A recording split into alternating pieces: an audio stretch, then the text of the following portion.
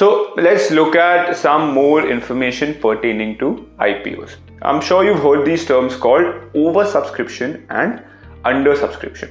So generally, let's try to understand what does it mean when somebody says an IPO is subscribed fully. Now, IPO subscription reflects nothing but the total number of public subscriptions to that IPO. It shows the demand for an IPO in terms of the number of shares based on the applications received. Now, the IPO subscription number changes throughout the window, right, which is for 3 days and is finalized after the IPO bidding period closes. Broadly, the subscription period is between 3 to 10 business days, depending on the type of IPO. Generally, it is for 3 days. Sometimes IPOs are for 4 days. Now, an IPO can be termed as under or oversubscribed based on the number of subscriptions of an IPO it has received.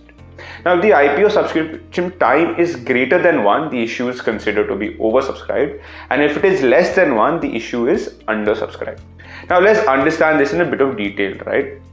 Oversubscription broadly occurs when the demand for shares exceeds the number of shares available for allocation. Now, this situation arises when the company receives more applications from investors than the number of shares made available for the public. Let's look at this from an example, right? The IPO of Latent View Analytics just recently happened. This was subscribed 326 times, which meant there were 326 interested investors for 100 shares of the company. On the other hand, undersubscription takes place when the demand for IPOs is less than the number of shares issued. Now, if an IPO is oversubscribed, the shares are allocated on a pro rata basis, meaning like each applicant gets a proportionate number of shares relative to their application size. Now, those applications who are rejected receive a full refund.